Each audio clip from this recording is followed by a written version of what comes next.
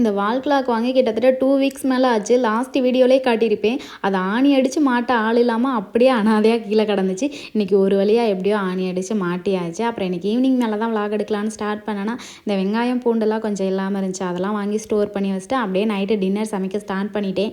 7:30க்கு இடையில டின்னர் சமைக்க கிச்சனுக்குள்ளே நுழையவே மாட்டேன். இன்றைக்கி என்ன ஆச்சுன்னு தெரில. 6 மணி கூட ஆகலை. சரி சீக்கிரமாக சமைச்சு சீக்கிரம் சாப்பிட்லாம் அப்படின்னு சொல்லிட்டு அப்படியே சமைக்க ஸ்டார்ட் பண்ணியாச்சு.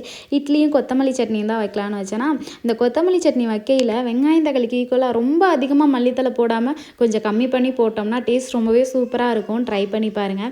இப்போலாம் வீடியோ போடுறதே இல்லை. 20 நாளைக்கு ஒருக்க, ஒரு மாதத்துக்கு ஒருக்க இப்படி தான் வீடியோ போடுறேன். பட் வீடியோ டெய்லி போடணும்னு ஆசை தான். இந்த மாதிரிலாம் வீடியோ எடுத்து போட்டால் யார் பார்ப்பா, யாருக்கு பிடிக்கும் அப்படின்னு சரியாக ஃபீல் பண்ணிக்கிட்டே நான் வீடியோ எடுக்கிறதே இல்லை. பட் இருந்தாலும் இனிமேல் டெய்லி வீடியோ போடுறோம். நம்ம வீடியோ பிடிச்சவங்க லைக் பண்ணட்டும், எல்லாருக்கும் பிடிக்காமல் போகாதுன்னு இல்லை அப்படின்னு ஒரே யோசனை. சரி ஓகே, இனிமேல் ரெகுலராக வீடியோ போடலான்னு முடிவு பண்ணியிருக்கேன். எல்லோரும் சப்போர்ட் பண்ணுங்கள். ஆக்சுவலாக சொல்லணும்னா இன்றைக்கி என்னோடய ஆனிவர்சரி, 5th ஆனிவர்சரி.